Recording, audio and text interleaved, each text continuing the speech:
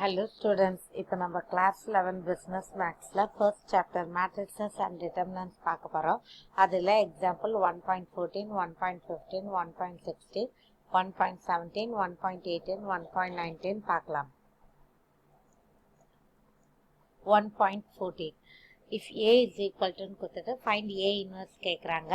a inverse கண்டுபிடிக்கணும்னா மொத்தம் 3 step இருக்கு. ஃபர்ஸ்ட் determinant a அது கண்டிப்பா நம்பரா தான், அதாவது it should be a non singular matrix because singular matrixனா 0.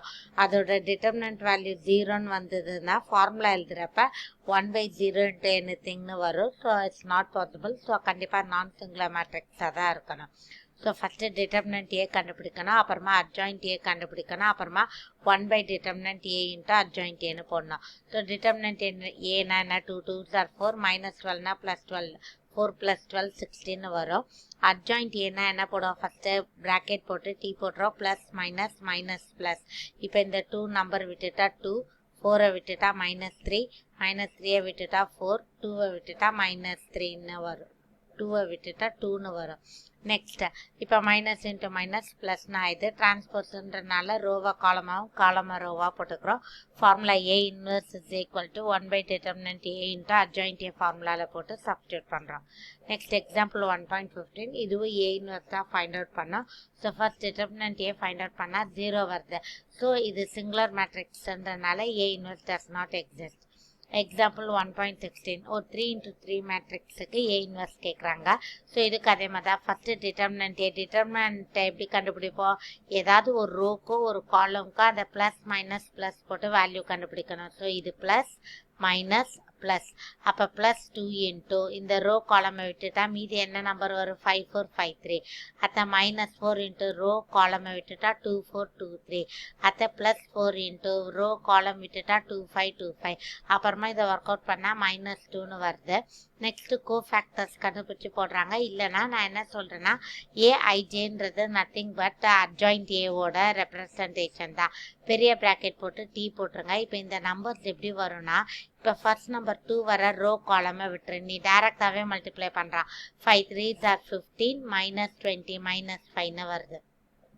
First ஆனால் சைன் போட்டுருங்க, அப்போ தான் கன்ஃபியூஸ் இல்லாமல் இருக்கும். Plus minus plus minus plus மைனஸ்னு சைனை போட்டுட்டா அப்புறமா அந்த ஆன்சரை போட்டால் நமக்கு டைரெக்டாக வேல்யூ கிடச்சிடும். டிரான்ஸ்போர்ட்ன்றனால ரோவா காலமாகவும் காலமாக ரோவாக மாற்றி போடுறோம். ஸோ ஏ இன்வர்ஸோட formula 1 by determinant A into adjoint A. இந்த 1 by -2 வெளியே வச்சிருக்கலாம், இல்லை உள்ளேயும் கொண்டு போகலாம்.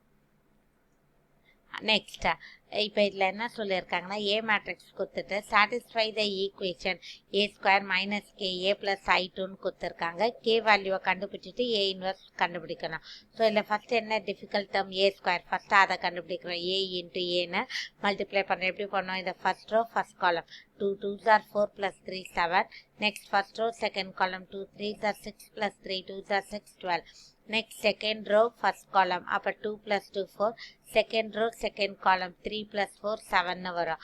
நெக்ஸ்ட் இந்த ஃபார்முலாவில் இப்போ a²க்கு பதில் அதோட ஆன்சர், -k ஏக்கு பதில் அதோட ஆன்சர், ப்ளஸ் ஐடென்டிட்டி மேட்ரிக்ஸ்னா 1 0 0 1, 0 மேட்ரிக்ஸ்னா 0 0 0 0. அப்போ இதில் ஃபர்ஸ்ட் டேர்ம் எல்லாத்துக்கும் 7 -2k + 1, அதுக்கடுத்து 12 -3k + 0, 4 -1k + 0, அதுக்கடுத்து 7 -2k + 1 = 0. அப்படி பார்த்தா இங்கே 4 இதான் கொஞ்சம் சிம்பிளாக இருக்குது. மீதி எது எடுத்தாலும் ஆன்சர் 1 தான் வரும். 4 - k 0னா கேவோட வேல்யூ 4ன்னு அர்த்தம். Next determinant A adjoint A. இந்த ஆன்சர் எப்படி வந்ததுன்னா நம்ம இந்த மாதிரி ஒர்க் அவுட் பண்ணுவோம். ப்ளஸ் மைனஸ் மைனஸ் ப்ளஸ்ன்னு போட்டுட்டு 1 by determinant A into adjoint ஏன்னு போடணும். எக்ஸாம்பிள் 1.18 இந்த மாதிரி ஏபி கொடுத்துட்டு AB the whole inverse equal to B inverse A inverse, இல்லைனா adjoint AB equal to adjoint B into adjoint A எது கேட்டாலும் கிளாஸ் ஒர்க்கே அப்படியே 3 பார்ட்டாக பிரிச்சுங்க. ஒன்று ஏக்கு, ஒன்று பிக்கு, ஒன்று ஏபிக்கு. ஸோ ஃபஸ்ட்டு ஏ இங்கே எல்லாமே இன்வர்ஸ் தானே, அப்போ ஏக்கு determinant A adjoint A inverse கண்டுபிடிக்கணும். இப்போ 1 by -1னா -1 வரும். அப்போ உள்ளே இருக்கிற எல்லாத்தையும் -1ஆல் மல்டிப்ளை பண்ணிடணும். Next B determinant B adjoint B 1 by 1. So அந்த மேட்ரிக்ஸ் மட்டும் போட்டால் போதும். ஏபினா ஃபஸ்ட்டு இதை போட்டு மல்டிப்ளை பண்ணிவிட்டு அதுக்கு டிட்டர்மினண்ட்டாக adjoint 1 by AB inverse formula. இப்போ இதான் first answer. Next B inverse A inverse, first இதை போடணும், அப்புறமா இதை போட்டு மல்டிப்ளை பண்ணாலும் 2 ஆன்சரும் சேமாக வரும். Next, example 1.19. Show that the matrix A and B are inverses of each other. எப்போ ரெண்டு மேட்ரிக்ஸ் இன்வர்ஸ் கண்டுபிடிப்பேன்னா ஏபியு பிஏஓ மல்டிப்ளை பண்ணுறப்ப ஐடென்டிட்டி மேட்ரிக்ஸ் ஆன்சராக வந்தால் they are inverse to each other. இப்போ இதில் செகண்ட் மேட்ரிக்ஸில் பார்த்தா பை 35 காமனாக இருக்குது, வெளில எடுத்துகிறோம். ஸோ 1/35 மீதி இருக்க ரெண்டு மேட்ரிக்ஸ் பண்ணுறப்ப இங்கே பை 35னா கண்டிப்பாக உள்ள டயக்னலில் 35ன்னு வரும். ஸோ அதை காமனாக 35 வெளில எடுத்தோன்னா 1000001ன்னு வரும். ஸோ இது ஐடென்டிட்டி மேட்ரிக்ஸ். அதே மாதிரி தான் பிஏவும் ப்ரூவ் பண்ண போகிறோம். ஸோ இப்போ நம்ம எக்ஸாம்பிள் சம்ஸ் பார்த்துருக்கோம். இதில் உங்களுக்கு எதாவது டவுட்னா கமெண்ட் செக்ஷனில் போஸ்ட் பண்ணுங்கள். லலிதாஸ் மேக்ஸ் சேனலை சப்ஸ்கிரைப் பண்ணுங்கள். தேங்க்யூ.